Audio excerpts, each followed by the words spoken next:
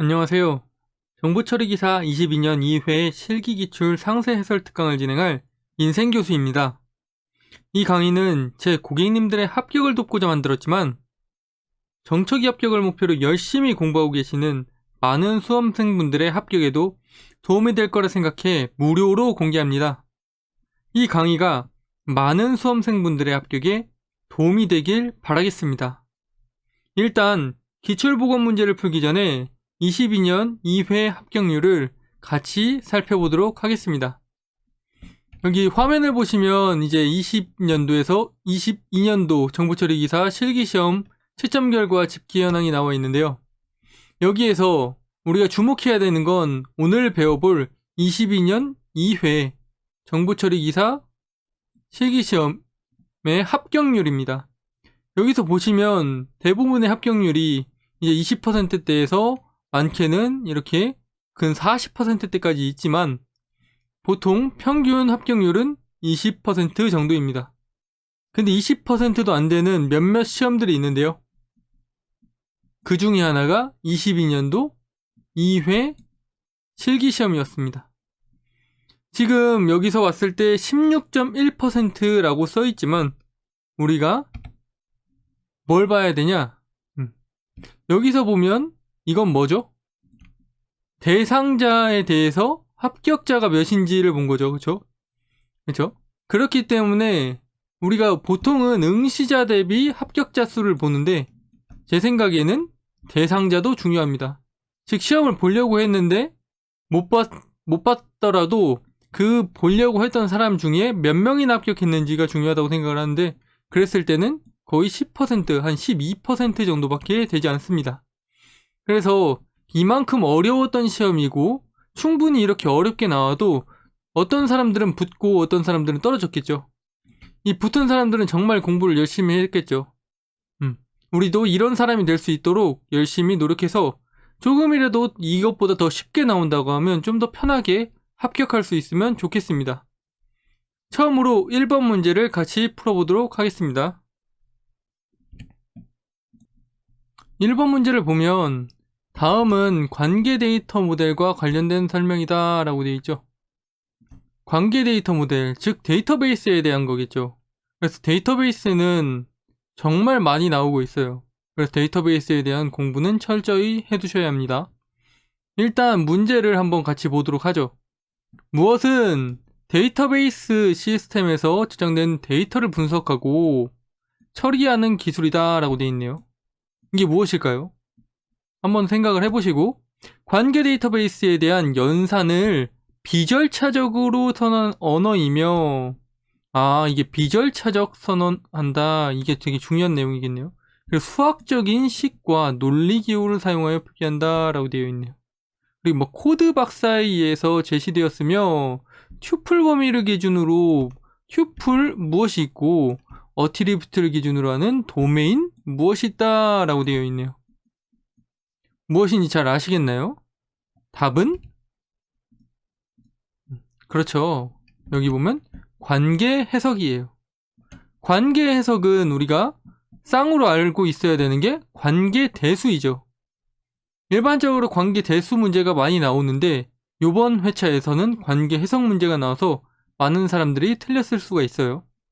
그래서 이제 관계 연산자가 있죠. 관계 데이터의 연산에는 양쪽으로 봤을 때 관계 대수가 있고 관계 해석이 있어요. 이렇게 있을 때 관계 대수는 뭐라고 써있죠? 작게 써있지만 절차 언어, 관계 해석은 비절차 언어라고 되어 있죠. 그렇기 때문에 관계 해석이 비절차 언어이고 그래서 여기서 비절차적으로 선언하는 언어, 여기서 힌트를 얻어서 관계 해석이구나를 알 수도 있는 거죠. 그리고 또한 튜플을 기준으로 범위를 기준으로 이렇게 이야기를 했죠. 그렇죠? 그게 뭐예요? 튜플 관계 해석 그리고 도메인 관계 해석 이렇게 해서 관계 해석은 두 가지가 있어요. 그렇게 해서 이제 절차와 비절차 어떤 차이점이 있는지 그리고 관계 대수에서는 이제 일반 집합 연산자 그리고 순수 관계 연산자 이런 내용들이 있는 거죠. 그래서 조금 더 살펴보게 되면 이제 관계 대수와 이제 관계 해석이 있죠. 이번엔 파란 색깔로 바꿔서 같이 살펴보도록 할게요. 정의는 관계에 대한 질의를 수행하기 위한 언어로 똑같은데 어떻게 돼 있다? 관계 대소는 수학적 기호와 연산자를 사용하고 질의 언어로 수학적인 식과 여긴 수학적인 기호죠. 그리고 얘는 수학적인 식이죠. 이 차이가 굉장히 커요. 그래서 얘 연산자라는 게 있어요. 그리고 여기서는 논리 기호가 있는 거예요. 그리고 여기서는 어떻게, 여기서는 무엇을 초점을 맞추고 있다. 그리고 관계 대수는 쿼리 기반이에요. 쿼리 기반. 우리가 쿼리 언어 있죠. 그 쿼리 언어랑 유사해요.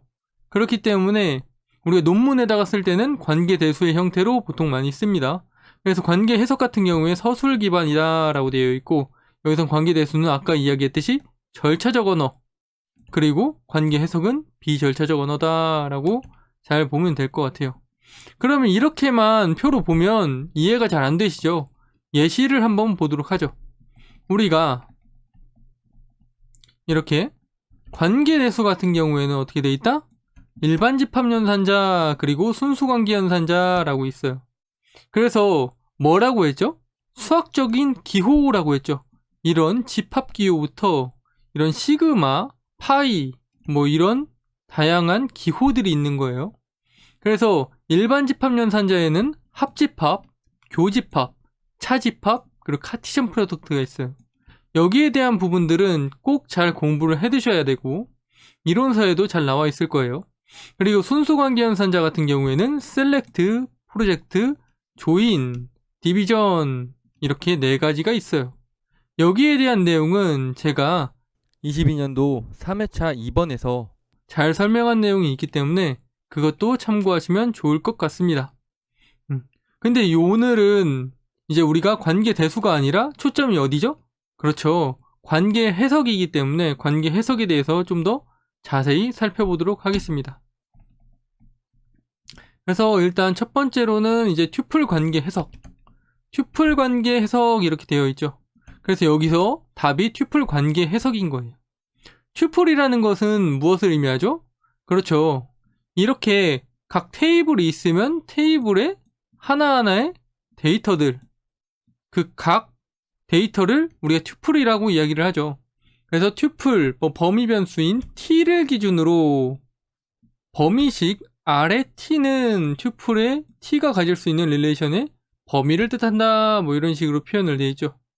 그래서 튜플 t가 나타내는 이메의 애트리뷰트 a의 값은 t.a 이런 식으로 나타내준다 라는 거예요. 그래서 s, 여기 스튜던트 s, 그리고 s.sno 이런 식으로 이야기를 할 수가 있다라는 거죠. 그래서 여기 스튜던트는 뭐예요? 이거죠. 그렇죠? 그래서 스튜던트를 s라고 칭하면 s.sno는 여기 보면 작게 써있지만 학번이라고 있어요. 학번, 즉 학생 테이블의 학번 속성을 이야기하는 거예요. 그래서 이런 형태로 해서 해석을 하는 거죠. 해석. 그래서 뭐라고 했어요? 우리가 수학적인 식이라고 했죠. 그렇죠? 그렇기 때문에 어떻게 돼요? 굉장히 수학스럽게 써있죠. 그래서 똑같이 질의를 하는데 어떻게 해요? 과목 C 413에서 뭐예요? 성적이 A인 학생의 학번을 모두 검색해라 라고 했어요. 그러면 어떻게 돼요? enroll, 즉 이 등록이라고 했어요. 이 등록이라는 테이블을 우리가 2라고 한 거예요. 2. 그러면 2점하고 SNO부터 이렇게 다양하게 써줄 수가 있겠죠. 2.SNO, 즉 뭘 검색할 거다?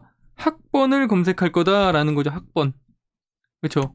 그래서 우리가 학번인 SNO를 검색을 하겠다라고 해서 마지막에 SNO고 여기 앞에 처음에 나온 거예요. 그리고 2.CNO죠. 이게 뭐예요? 과목 번호죠. 즉 과목 번호가 뭐인 거? C413인 거라고 했죠. 413. 즉 여기 보면 잘 안 보이겠지만 이 413이라고 되어 있는 것들이 있어요. 이거를 검색하겠다. 근데 뭐가 있어요? 성적이 A인 학생이라는 조건이 있죠. 그럼 AND로 묶어줘야겠죠. 그래서 교집합이에요. 그래서 2점 그레이드는 A라고 하는 거예요. 2가 L롤이니까 2점 그레이드.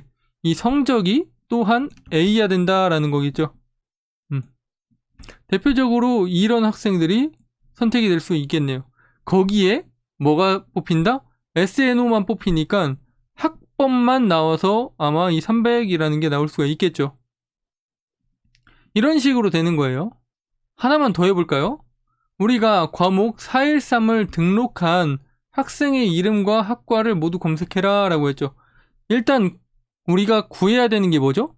학생의 이름과 학과예요. 그쵸? 그러면 이름과 학과인데 학생이죠. 그래서 학생에 대한 거. 그쵸? 그리고 등록했는지를 봐야 되기 때문에 L롤도 필요하겠죠. 그쵸? 그래서 이걸 2라고 하고 이걸 어떻게 해요? S라고 한 거죠. 그거에서 학생 테이블에 뭐예요? S네임, 즉 이름. 요 이름을 찾을 거다라는 거고, 그리고 뭐예요? S의 디파트먼트, 즉 학과도 찾아주겠다라는 거죠. 근데 조건이 뭐예요? 여기서 조건은 이걸 등록한 학생이죠. 뭐를? 과목이 C413인 걸 등록한 학생. 그래서 과목이 C413인 걸 등록한 이 학생을 찾는데 우리가 어떻게 해줘요? SNO와 ENO가 있죠. 즉 여기에 있는 학번과 여기에 있는 학번을 우리가 이런 거를 이제 교집합으로 해서 뭐를 한다? 이 조인을 해준다라고 하는 거예요. 다른 테이블에 있는 걸 같은 정보를 가지고 연결을 해서 다른 정보들을 같이 다 찾아주는 거예요. 그걸 우리가 조인이라고 해요. 그래서 이게 조인이 된 거예요. 조인을 해서 그때 여기에 L롤 2 해가지고 찾은 거죠. 전부 다. 그렇게 해서 모두 검색이 된 거예요. 이걸 우리가 튜플 관계 해석이라고 이야기를 해요. 튜플에 대해서. 그리고 도메인 관계 해석을 같이 살펴보도록 하죠. 도메인 관계 해석 같은 경우에는 우리 튜플을 가리키는 튜플 변수 t와 달리 어떻게 해요? 도메인 변수라고 했죠. 이건 어트리뷰트를 가리킨다라고 했죠. 즉 도메인의 한 원소를 가리키는 거예요. 스튜던트라고 하면 XSNO, XSNAME 뭐 이런 식으로 해서 X라는 게 붙었죠. 그렇죠? 그래서 도메인 변수는 이런 식으로 선언을 한다라고 했죠. 그렇죠? 그래서 뭐예요? 우리가 점 찍고 이런 식으로 하지 않고 SNO에 앞에 X 이런 식으로 붙여주는 거예요. 여기다가 X, 그쵸? 그렇게 하게 되면 SNO부터 이 내용들이 있는데 이 각 속성들을 이렇게 표현을 해주는 거죠. 그래서 여기서 컴퓨터학과 3, 4학년의 이름을 검색해라 라고 돼 있죠. 그럼 어떻게 해요? X에 SNAME 여기서는 하나만 풀어볼게요. 그러면 이 이름을 검색을 할 거니까 마지막에 최종적으로 찾는 게 이거다라는 거죠. 그쵸? 그리고 3, 4학년이니까 어떻게 해요? 우리가 3학년 이상인 거를 찾아줘야겠죠. 그리고 이 이름을 할 건데 컴퓨터 학과여야 되겠죠. 그래서 디파트먼트가 뭐가 된다? 컴퓨터 학과여야 되니까 이런 조건도 같이 붙어줘야겠죠. 그렇죠? 그런 것들 가지고 우리가 이렇게 만들어 놓고 그거에 대해서 도메인 관계 해석으로 해서 우리가 이렇게 찾아서 볼 수가 있다라는 거죠. 컴퓨터공학 쪽이 아니고 데이터베이스에 대해서 자세히 공부하는 사람이 아니라면 그냥 단순하게 우리가 이렇게 봤을 때 뭐라 하면 되냐? 관계 데이터 연산에 관계 대수가 있고 그리고 관계 해석이 있는데 관계 대수는 뭘 하기 위해서? 우리가 똑같이 질의를 하는데 절차적으로 질의하기 위해서 관계 해석은 비절차적으로 즉 수학식으로 하고 관계 대수는 굉장히 질의랑 유사하게 해요. 쿼리 기반처럼 쿼리 기반이기 때문에 그렇게 한다라는 걸 잘 알고 있으면 돼요. 그래서 다시 한번 살펴보면 관계 대수에서는 이러한 기호를 가지고 우리가 수식을 표현을 하고, 그리고 관계 해석에 대해선 이런 식으로 굉장히 수학스럽게 표현을 한다. 이렇게 알고 있으면 되겠습니다. 이번 문제를 같이 풀어보도록 할게요. 이번 문제를 보면 블록 암호화 알고리즘에 대한 내용이네요. 블록 암호화 알고리즘. 암호화 알고리즘은 정말 많아요. 그렇기 때문에 외우기도 어렵고 이해하기도 어려워요. 하지만 시험 문제에 자주 등장하고 있어요. 그래서 기본적으로 뭐 대칭인지 비대칭인지 이런 정도는 잘 알고 있어야 되고, 그리고 키워드를 중심으로 좀 암기를 했으면 좋겠습니다. 그래서 뭘 해라? 우리가 적합한 암호화 알고리즘을 작성해라 라고 했죠. 이거는 읽어도 이해하기가 쉽지 않기 때문에 일단 답부터 같이 살펴보도록 하겠습니다. 답은 IDEA라는 게 있고 스피잭이라는 게 있어요. 그래서 얘는 IDEA인데 여기서 보면 블록 암호화에 IDEA가 있죠. 근데 여기서 이제 스킵잭이 따로 없기는 한데, 그래서 그런 부분에 대해서도 같이 한번 살펴보도록 하겠습니다. 일단 IDEA부터 같이 살펴보면 1990년 ETH 뭐 이런 내용이네요. 예, 라이와 메시가 초기에 제안한 블록 암호화 알고리즘인 PES를 발표를 하고 그거를 IPS로 이름을 바꿨다라고 했죠. 최종적으로는 어떻게 됐다? 우리가 IDEA라고 했던 그런 역사가 있어요. 그래서 1992년도에 IDEA라고 명명이 되었어요. 그리고 어떻게 됐죠? 여기서 보면 IDEA는 특징이죠. 뭐다? 128비트의 키를 사용해서 64비트의 평문을 8라운드에 걸쳐 64비트의 암호문을 생성하는 알고리즘 기법이다. 이렇게 되어 있죠. 외우기가 굉장히 어렵겠죠. 그래도 이런 우리 역사적인 사건이라든가 이런 걸 조금 알면서 이렇게 한 문제라도 나왔을 때 같이 살펴보면 좋을 것 같아요. 일단 우리가 블록 암호화라는 거에 대해서 조금 알고 넘어가야 되는데, 여기서 봤을 때 어떻게 있죠? 이 양방향이라는 게 있고 단방향이라는 게 있죠. 그렇죠? 그리고 대칭키가 있고 비대칭키, 그리고 해시라는 게 있네요. 대칭키에는 블록 암호화, 스트림 암호화 굉장히 복잡하죠. 그렇죠?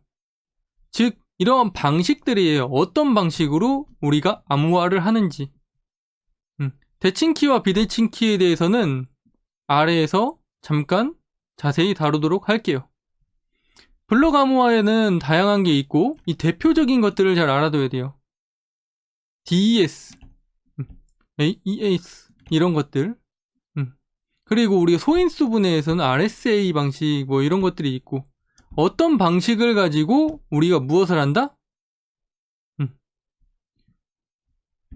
암호화를 하는지를 알면 되는 거예요. 그래서 방식이 블럭도 있고 스트림도 있고 소인수 분해, 뭐 이산대수, 타원곡선 이런 것들도 있는데, 또 해시라는 방식이 있죠. 해시에는 MDC, MAC 뭐 이런 것들이 있는데, 일단 해시에 대해서도 간단히 살펴보도록 할게요. 해시 같은 경우에는 어떻게 한다? 우리가 단방향인 이유는 우리가 어떠한 데이터가 있으면 그 데이터를 해시화 시켜요. 해시.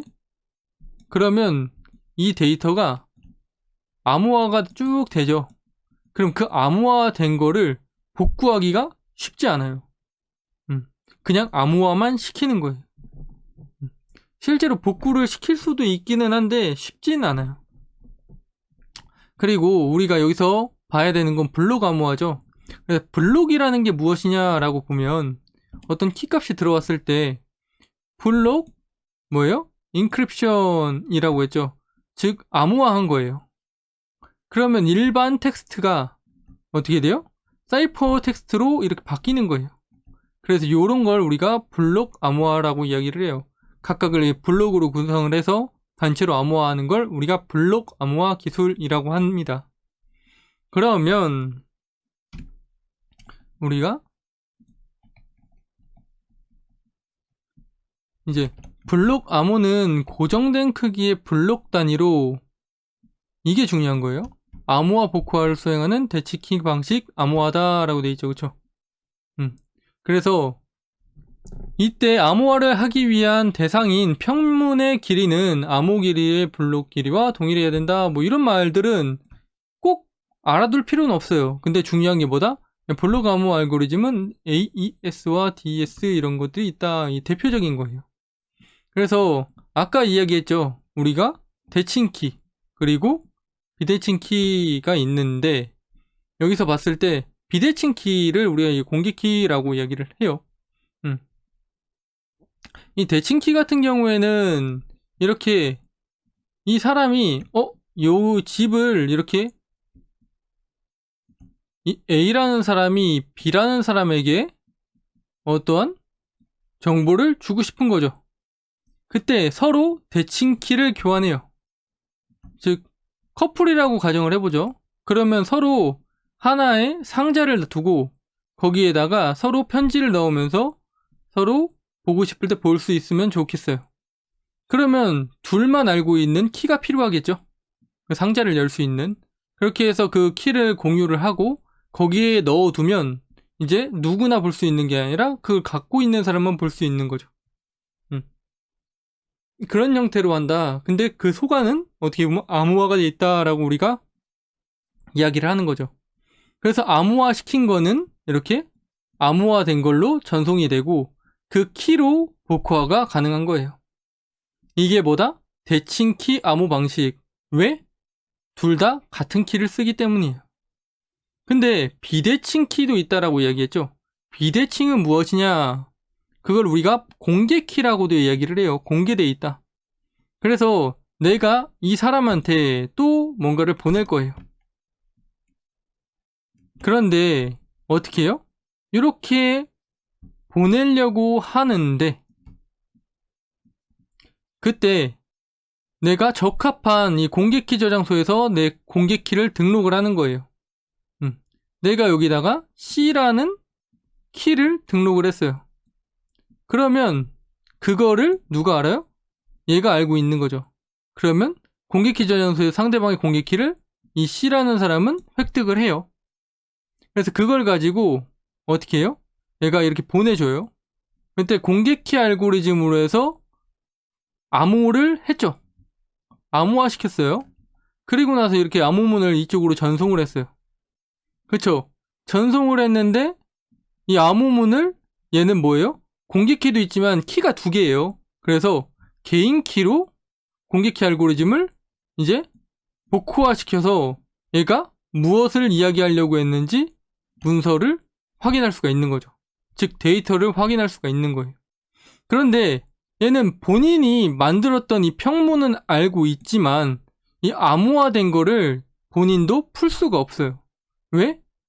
이 사람은 키가 하나밖에 없죠. 즉 공개 키밖에 없죠. 이 사람은 공개 키도 있고 개인 키도 있죠. 그래서 키가 두 개예요. 이런 특징이 있는 게 뭐다? 공개 키 암호화 과정이다 라는 거예요.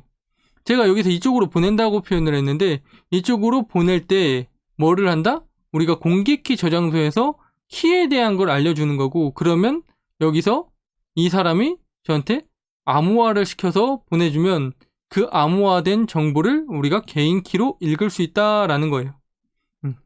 이런 식으로 이런 최소한 뭘 알고 있어야 된다?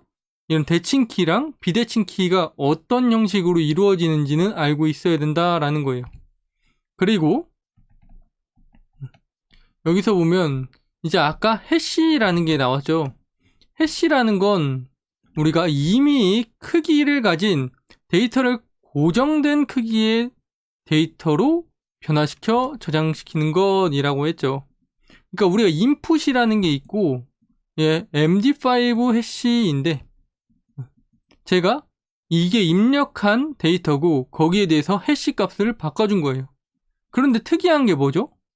분명히 여기 input, 즉 내가 넣은 텍스트는 인생교수, 정보처리기사, 정처기 합격, 글자 수가 다 다르죠. 4글자, 6글자, 5글자. 그런데도 불구하고 여기 보면 해시는 고정된 길이를 가지게 돼요. 심지어 한 글자를 넣어도 고정된 길이로 이렇게 나오게 돼요. 그래서 고정된 크기의 데이터로 변화시킨다라는 거죠. 그래서 이렇게 복잡하기 때문에 굉장히 우리가 암호를 해독하는데 쉽지는 않아요. 그래서 해시에도 되게 다양한 방법이 있고 다양한 해시들이 있다. 그런데 해시의 특징은 뭐다? 고정된 크기의 데이터를 가지고 있다라는 거죠. 즉 임의 크기를 고정된 크기로. 이거는 해시 알고리즘마다 길이가 더 길어질 수도 있고 짧아질 수도 있어요. 이 정도만 우리가 해시에 대해서 잘 알고 있으면 되고, 그리고 IDEA가 있죠. 이거가 아까 얘기했던 요 내용이죠. 비슷하기 때문에 간단하게 살펴보면 1990년도에 뭐 이렇게 해서 발표가 됐고, 이때 이름으로 다시 발표가 됐고 IDEA라고 이름으로 밝혔다. 그래서 중요한 거는 이 내용이다 라는 거죠. 이 알고리즘을 정확히 하려고 하기보다는 우리가 뭘 알아야 된다? 특징, 그리고 얘가 어떠한 알고리즘인지 그런 것들을 구분해서 좀 알고 있으면 좋다라는 거예요. 그리고 두 번째는 이제 스킵잭이죠.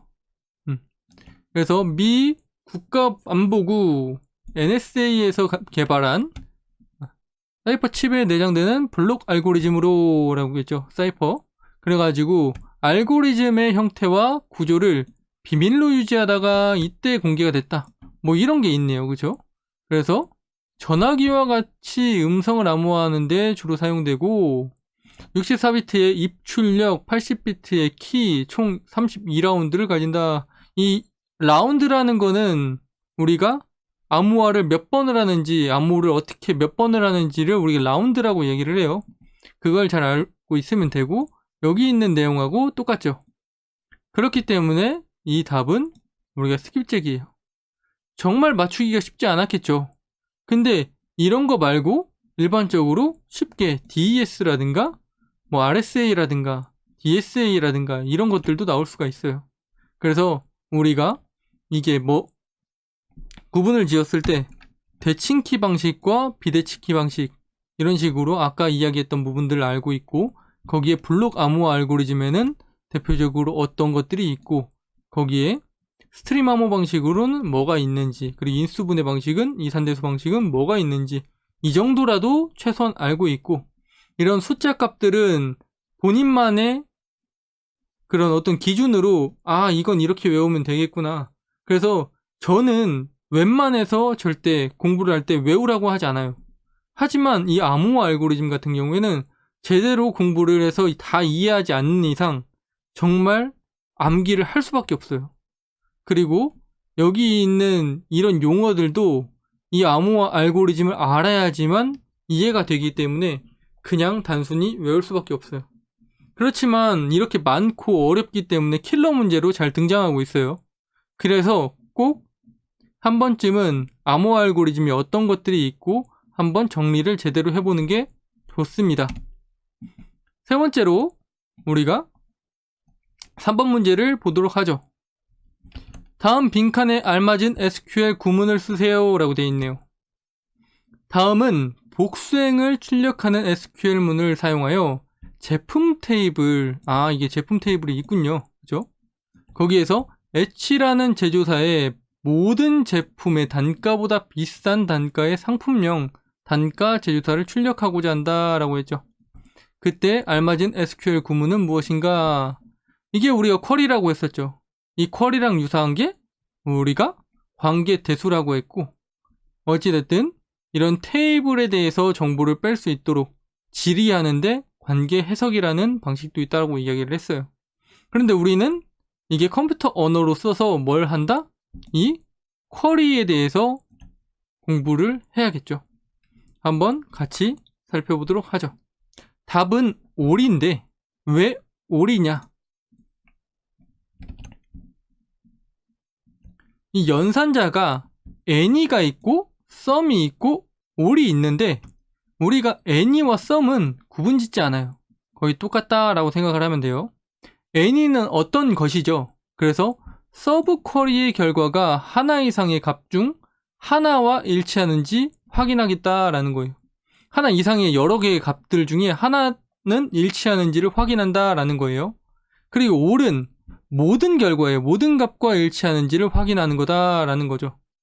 그리고 여기서 말하는 이 서브 쿼리가 무엇이냐라고 하면 잘 모르시는 분들도 있을 수 있고 단순하게 쿼리 간단한 것만 해보신 분들은 서브 쿼리까지 못 갔을 수도 있기 때문에 서브 쿼리가 무엇인지 알려드릴게요. 서브는 우리가 하위라는 뜻이죠. 그래서 서브 쿼리는 어떻게 된다? 이 쿼리의 하위 지리를 이야기해요. 그래서 메인은 제일 먼저 나오고 메인 쿼리, 그리고 서브 쿼리죠. 즉 서브 쿼리를 먼저 실행을 해서 나온, 즉 이름이 전은지인 그 프로페서 테이블이죠. 이 테이블에서 이름이 전은지인 사람을 찾았어요. 그러면 전은지라는 사람은 교수님이겠죠. 그래서 그 사람의 직책을 본 거죠. 뭐 위치를 보았다고 해야 할까요? 그럼 포지션이에요. 그 포지션과 또 맞는 그 사람의 뭐예요? 이름과 포지션을 찾고 싶다라는 거죠. 그래서 뭐예요? 교수명과 직급이네요. 포지션, 직급. 아, 우리가 이렇게 찾고자 할 때 이렇게 쓸 수 있구나라는 거예요. 근데 지금 이 서브 쿼리가 중요한 게 아니죠? 우리가 뭘 알아야 된다? 그렇죠. 이제 any 연산자, all 연산자 이런 것들을 알아야 돼요. 그래서 any 연산자 예제 쿼리 이런 것도 하나 준비했어요. 그래서 any 연산자 예제 쿼리를 잘 보게 되면 select star, star는 뭐죠? 우리가 이렇게 테이블이 있을 때 여러 가지 속성 값들이 있는데 그 속성 값들을 다 보여주겠다라고 하면 별표 모든 것이라고 쓰고, 아니면 우리가 이런 식으로 상품명, 단가, 제조사, 즉 컬럼명을 써주게 되죠. 여기서는 다 보여주겠다라고 해서 다 보고 싶어 라고 해서 별표를 했네요. 그래서 전체가 다 나온 거예요. 그때 EMP라는 테이블, 뭐 인플로잉이겠죠? 그죠? 인플로이라는 즉 직원 테이블에서 연봉이 뭐다? 봉급이겠죠? 그래서 N이 1000, 2000, 3000 이렇게 해서 했을 때 봉급이 뭐예요? 이 2000, 3000, 1000 이런 사람들이 다 나왔죠. 그 중에 하나만이라도 된 사람들이 나온 거예요. 같은 거니까. 그죠? 는이니까. 그런데 여기서 우리가 이걸 봐야죠. 부등호. 부등호가 있죠. 그죠? 그래서 이것보다 큰이라고 했죠. 그래서 어떻게 돼요? 우리가 1500부터 3000, 2000, 5000 이런 것들이 다 나온 거예요. 아시겠죠? 즉 최소값보다 큰 데이터가 다 조회가 된 거예요. 1000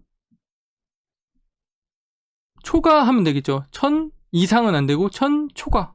1500부터 이렇게 쭉 나올 수가 있는 거예요. 아, 이게 n이라는 연산자구나. 썸도 동일해요. 그러면 우리가 all이라는 연산자는 무엇이냐라고 했죠. 딱 봐도 all 전체겠죠. 그래서 all이라고 하면 어떻게 돼요? 최대값보다 큰 데이터가 조회가 되는 거예요. 이렇게 1000, 2000, 3000이라는 게 있으면 이 3000에 대해서 그걸 우리가 해줄 수가 있다라는 거죠.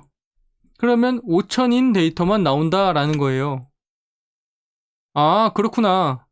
그런데 우리가 여기다가 직접 기입을 했는데 여기에 뭐가 들어갔죠? 그렇죠. 서브 쿼리가 들어갔죠. 여기도 서브 쿼리가 들어갔죠. 그래서 이러한 예제도 하나 만들어 놨어요. 그럼 이 서브 쿼리에 대해서 우리가 쓸 수 있다라고 되어 있죠. 그러면 여기서 뭐예요? 디파트먼트 넘버가 22인 우리가 SAL 즉 이 봉급을 찾아주고 싶다라는 거죠. 그게 EMP 테이블에서 라는 거네요. 그렇죠? 그렇게 해서 이걸 찾았는데 이 사람의 봉급보다 전부 높은, 그죠? 그 사람보다 전부 높은 그 EMP 테이블에서 이 모든 정보를 찾아라 라는 거죠. 그래서 찾아보니까 디팔트먼트 20이라는 걸 우리가 봤는데 여기서 보면 이 사람이 보니까 3000이네요. 그렇죠? 3000보다 높은 사람은 5000 하나밖에 없었죠.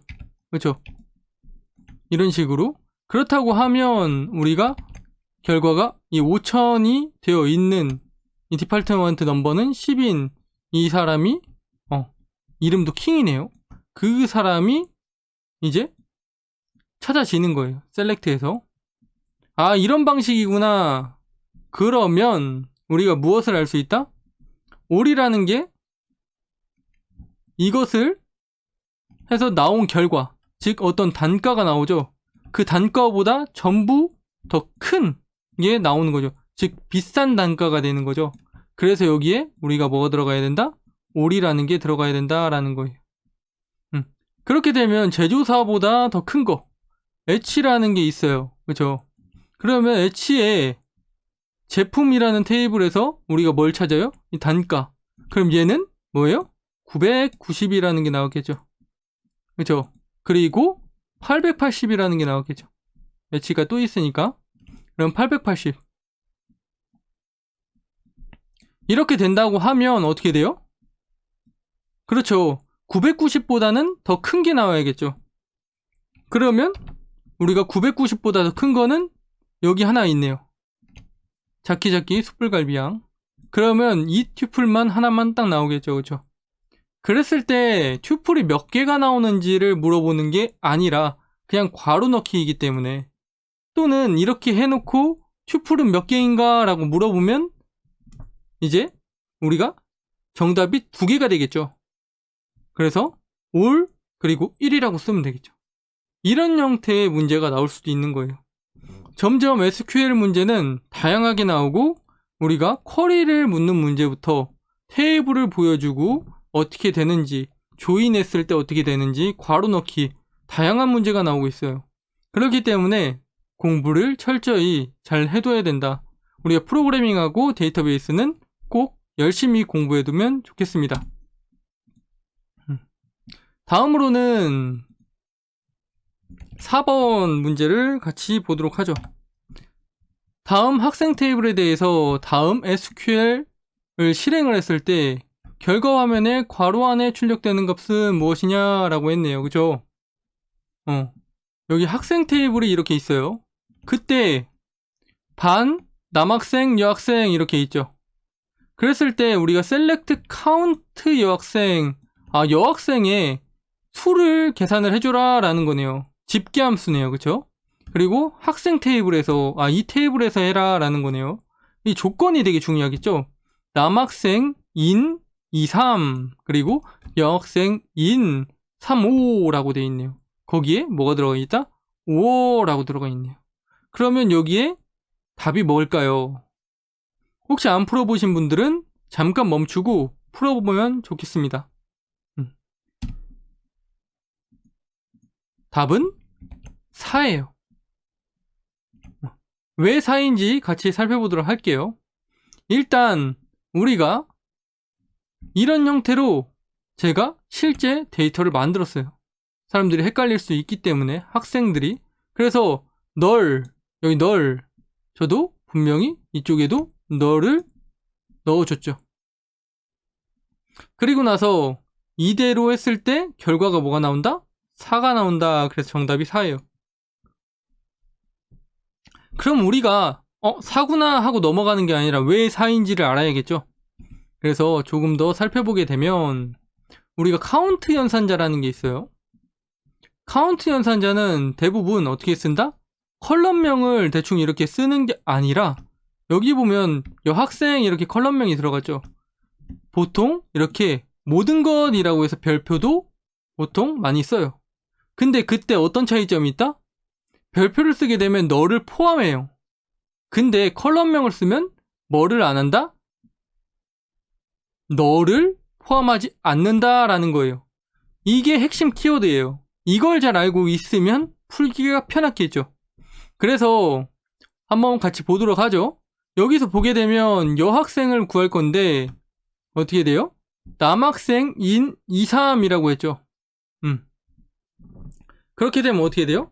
이게 인이 우리가 또는이에요. 그럼 남학생 인 2, 3이라고 하면 여기에 테이블이 되고, 그러면 테이블에 여기 튜플이 된 거죠. 그러면 이렇게 봤어요. 그러면 여학생은 이제 하나는 널이고 하나는 6이라고 써있네요. 그쵸? 아, 요런 형태가 나오는구나. 그쵸?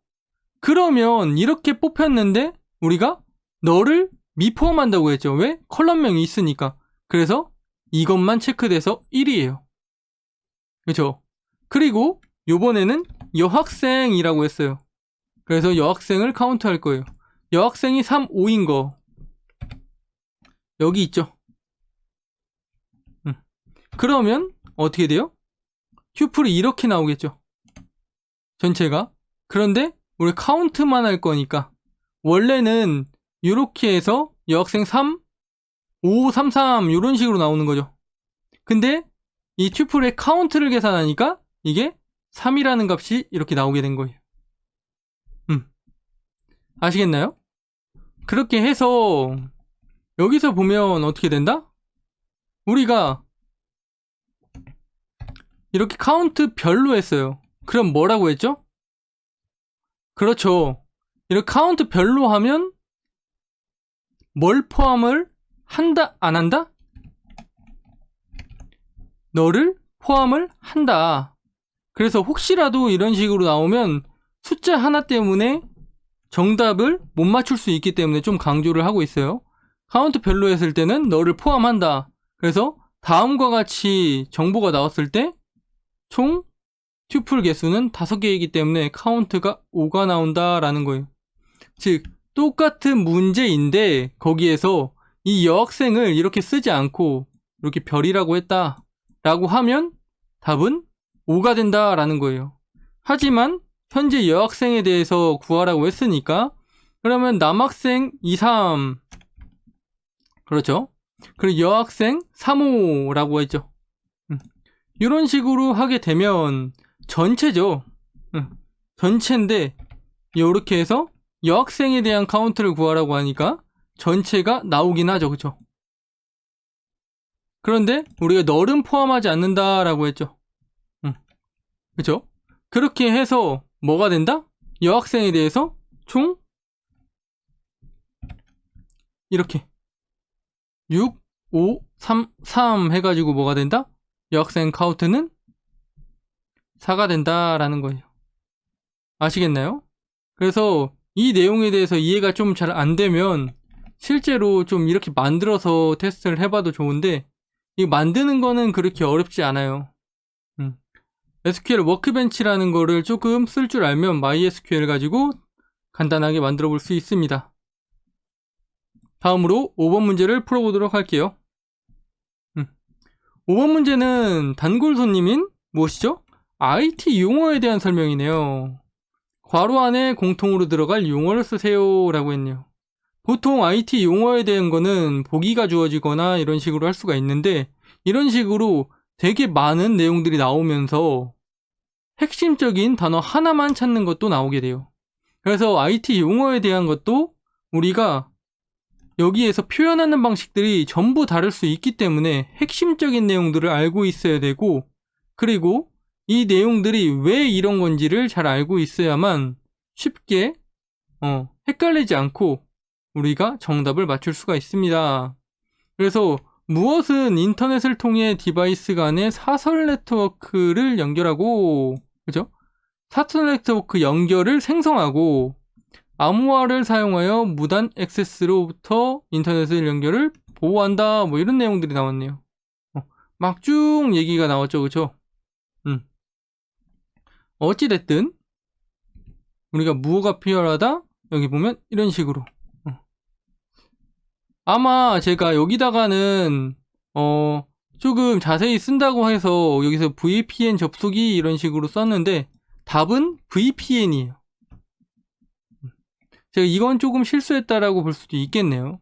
그렇지만 어찌됐든 이 내용은 제가 공부를 해서 잘 정리한 내용이기 때문에 한번 잘 보면서 아, 이런 내용들이 있구나, 아, 이게 VPN이구나 잘 알고 있으면 좋을 것 같아요.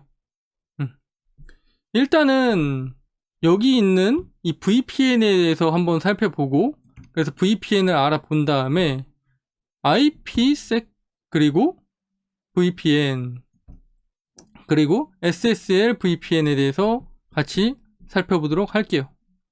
일단 VPN이라는 건 뭐다? Virtual Private Network라고 했죠.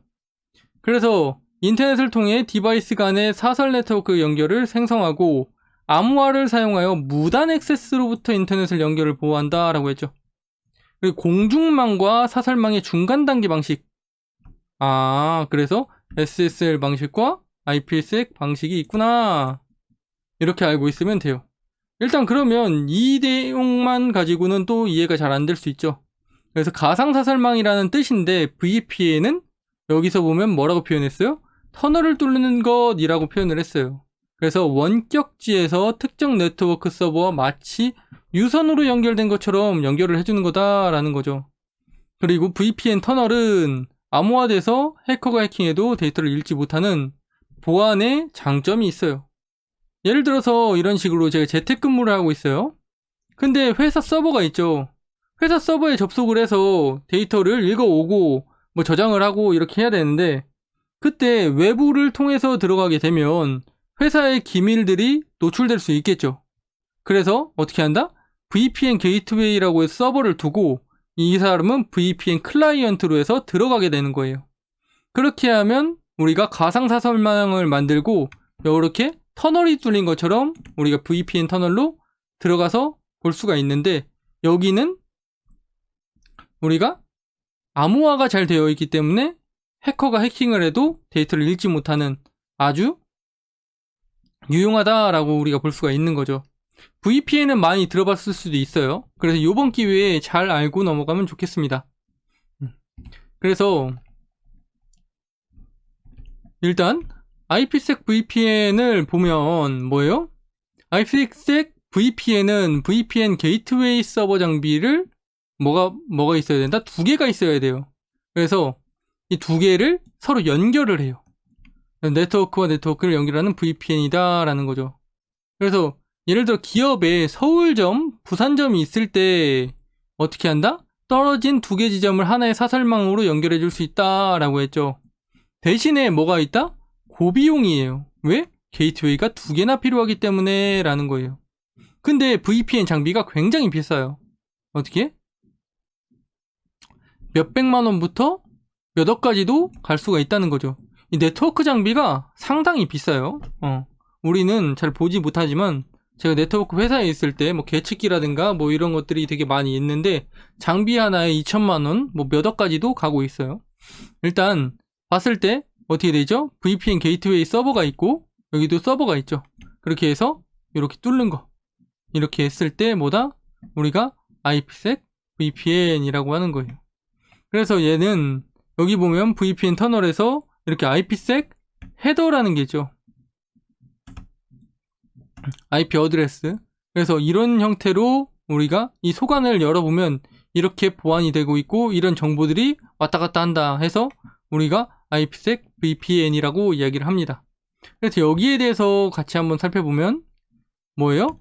IPsec VPN은 네트워크 레벨에서 암호화된 터널을 생성한다. 이 터널을 생성했죠, 그죠? 원격 사용자의 PC에 반드시 클라이언트 소프트웨어가 설치되어 있어야 된다라는 거예요. 그래서 VPN 접속이 가능하다라는 거죠.